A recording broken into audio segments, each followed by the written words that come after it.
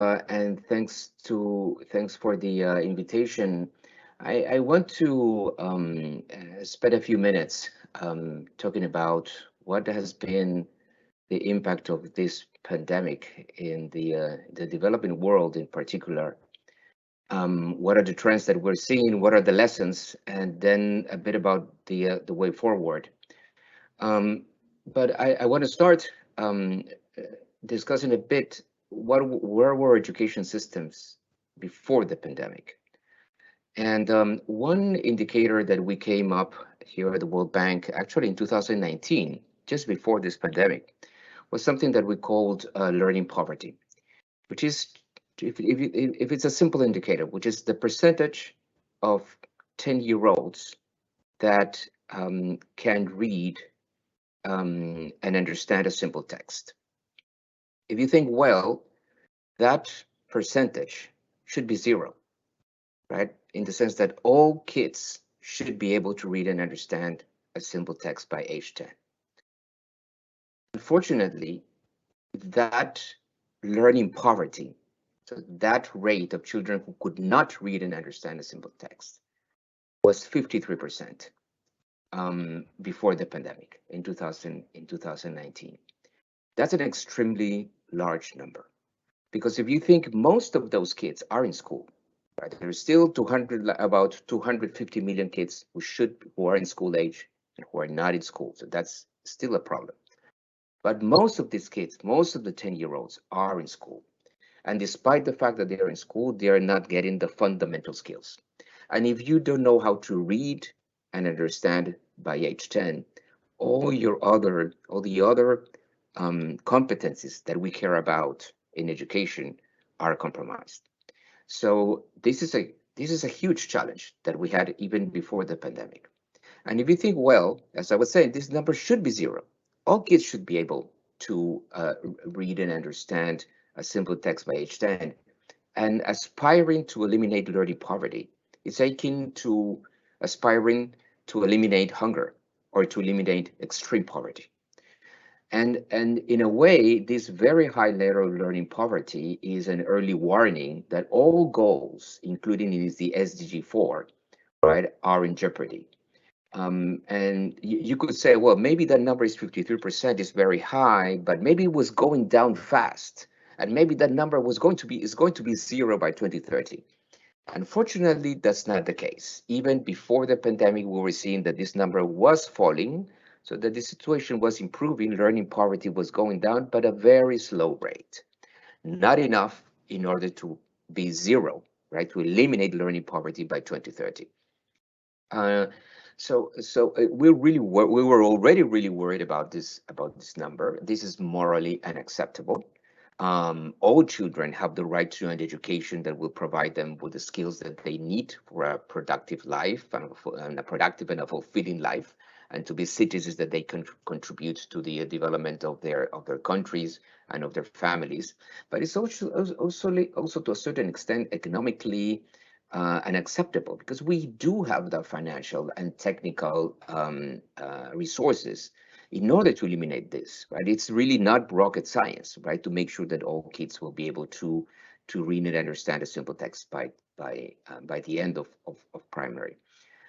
So we were in trouble already, but then COVID came, and school closures, and this is something that all countries immediately thought of that as part of the arsenal to fight the pandemic, without really much knowledge of what was the real benefit from a health and an epidemiological perspective of keeping schools closed, right? I mean, basically the economies were shut down, in, and including schools, except for a few countries, right? Sweden didn't close.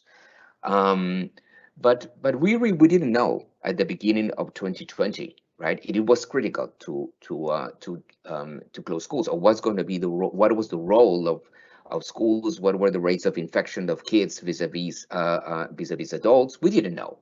So without that knowledge, then yeah, maybe it makes sense.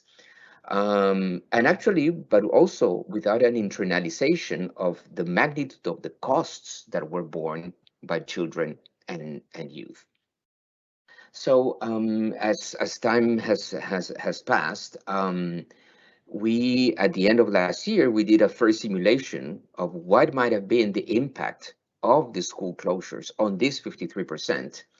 And by the end of last year, our simulation showed that this learning poverty could be increasing from 53 to 63%. Unfortunately, the school closures have been much longer in many parts of the world than what we expected, particularly in South Asia and in Latin America. Only now, between September and October, they are starting to come back to school. Not everywhere, but South Asia, Latin America, parts of Middle East, part of East Asia, they are just returning now to school. So the closures were much, much longer. And actually, the impact of remote learning has been relatively weak and unequal, right? So in low and middle income countries, maybe the top 10% had a connection to internet. They were the ones who, as Tony was saying, were increasing their FaceTime, the FaceTime online, but that was the top 10 or 20%, right? You remember you're talking about middle income countries in which internet penetration at home is 50%, right? And low income countries that will be 10 or 20%, right? So actually the online part didn't work for many parts of the developing world. And so countries started doing radio, TV to send books at home, send reading material. So I mean, countries tried to do their best. But despite that, the learning losses that we expect are very high because both the length of the school closure and the ineffectiveness and inequality of any attempts of remote learning. But unfortunately, it's not only about academic learning only, right? We are really living, right, the worst education crisis in a century. And from different aspects, right? Our prediction is that about 13 million more girls might marry early, right? In the coming years, we're talking about potentially 24 million additional students that will drop out of the system, and that's the whole systems from primary to tertiary education. More than 350 million kids have lost their daily school meal during this long period of school closures. There is a large increase in depression and anxiety symptoms globally. Because of this reduction in learning and potential future productivity, we expect a very large learning loss at this stage if we do not act quickly, of about $16 trillion of losses of future income of this generation. And let me emphasize this. This is not about how much economies might lose, right? No, this is about how much this generation of students might lose, because they will have less productivity than the previous generation and the upcoming generation, right? Because of their loss in human capital. And the other issue that worries us a lot is a potential inequality catastrophe. And we see this inequality impact from three perspectives. From a generational perspective, so these children, I mean, those who were between 5 and 20 something years old, during this 19, 20, 21, compared to other generations, we see an increase in inequality by socioeconomic level and an increase in inequality by educational level. And let me very quickly show three examples where we have data, which we don't have a lot, unfortunately.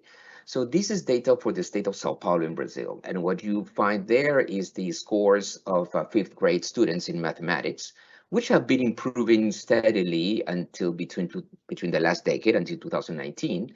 Fortunately, Sao Paulo is one state who has continued measured learning even throughout the pandemic, right? And actually that we see in several states of Brazil, but we see only in a few low and middle income countries. There are many countries who are not measuring learning. Unfortunately for Brazil, we do have a measure, and by the beginning of 2021, they did a measure of mathematics, and there is a dramatic fall, right, in the scores of students, basically returning to it's a setback of about 10 years, right, in terms of students' scores in mathematics. We have data for the rural Karnataka in India, also showing a loss of learning of the equivalent of about 1 year. So this is really talking about this generation. So children who are in school today, I mean, might be losing a lot in terms of their own competencies. But we're also worried about what happens by socioeconomic level. And there we don't have a lot of data regarding learning, for instance, for low and middle income countries. We do have data for richer countries, right? And an analysis done for the Netherlands shows that 60% higher losses for students from families of lower educational backgrounds. In the case of UK, we also see much higher losses in reading for schools serving disadvantaged students. We see a very clear pattern in several states here in the United States, also of children of disadvantaged socioeconomic backgrounds with much larger learning losses. So this is only what's happening in rich countries, right? We don't have yet data yet for poor and middle income countries, but given the disparities, right, in terms of the experiences, right, comparing that kid that has internet at home, a place to work, parents that can support her, books at home, compared to that other kid that doesn't have any of that, right? A kid in rural Peru, in my country, right, that will not have any of that. The experiences are dramatically different. And finally, there is an inequality by the education level. And this is data for here in the state of Maryland, here in the US, in which here are overall literacy readiness percentages for different grades. And as you see, for grade 11 and grade 8, the loss is only 10 points, 10 percentage points. But in grade 2, it's 35 points. In grade 5, it's 23 points. So much larger losses, right, for students of in primary education, which is what is expected, right? Because older kids can have a better experience online, for instance. If we're talking about here a relatively rich state in the US, but the experience online or the experience remote can be better, right, for a student in secondary than in primary. And just think of early childhood education, right, pre-K, right? Basically, those kids, those who were 5 years, 4, 5, 6 year olds, they had nothing.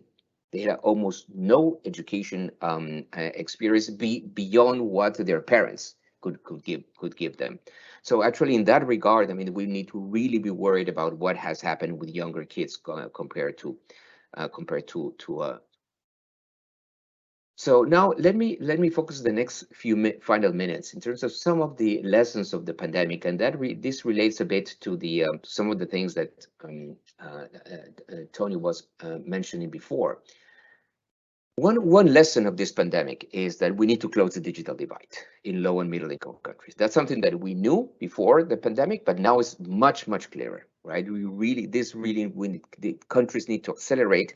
And when I talk about the digital divide, it's not talking about just closing the connectivity gap. It's the connectivity, the software, the training of teachers, then the internalization of using technology in the education process, which is something it's more talking about an ecosystem that one has to create. It's not only or the hardware or the software or the connectivity. You need everything. Interestingly, at the same time that we say, look, we really can use technology and we need to use technology more, this pandemic has shown that education is a social phenomenon, right? Education is intensive in human interaction, right? Schools, universities are really a social space, right? And learning is a social activity. And it has been clear for all parents, right, that teachers are the good teachers are there not to provide just, I mean, knowledge, right? They're mostly there to be coaches, to facilitate, to inspire, right? To instill creativity, teamwork, perseverance to kids. So that human factor is absolutely essential on the education process. So at the end, a key lesson is that in the future, well, there's a future that has been propelled to today. That future is about the balance between technology and the human factor, right? This is what we'll need to aspire since tomorrow, right?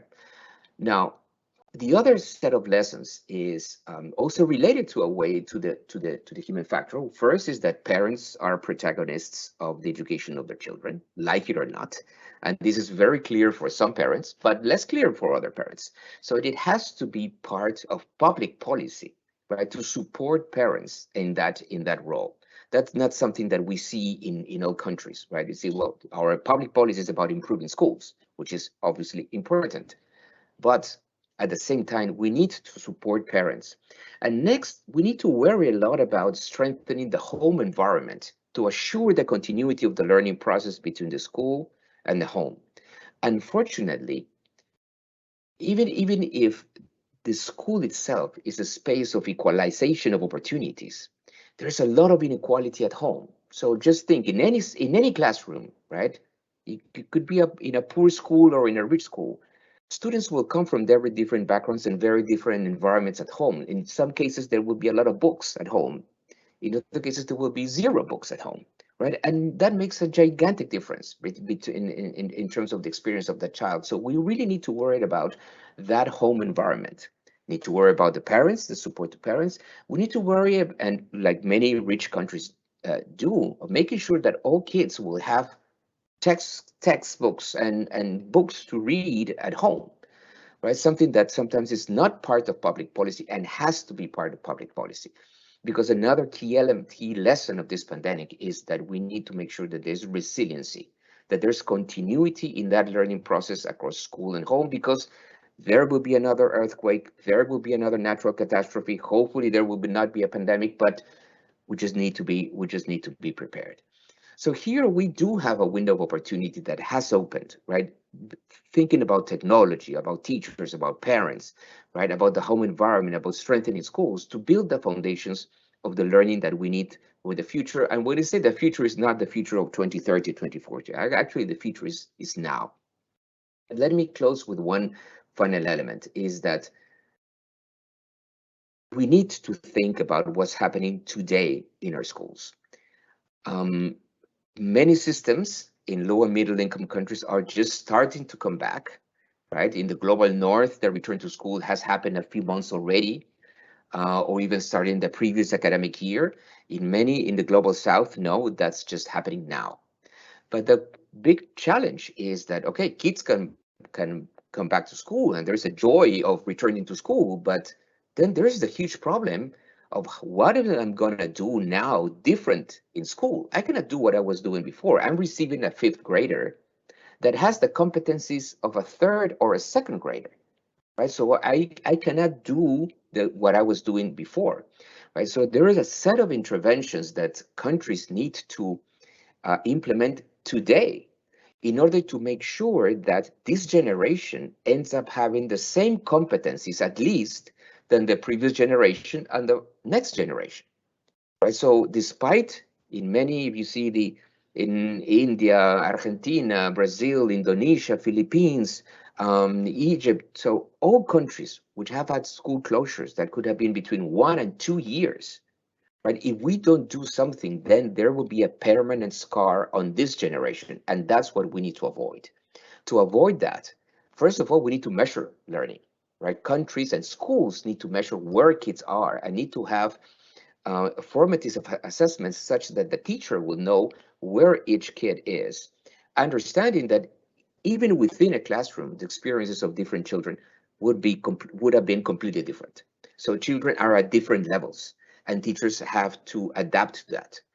And then once we have that information, it's a combination menu, it's a combination of interventions that have to do with prioritizing the curriculum. We really need to streamline and define what are the fundamental issues that we need to consolidate. We might have to expand instructional time, but more importantly, we need to make the classroom teaching process as effective as possible, right? We need to implement remedial teaching strategies, right? We need to support teachers, right, to implement those strategies. We need to teach students, right, at the level that they are today.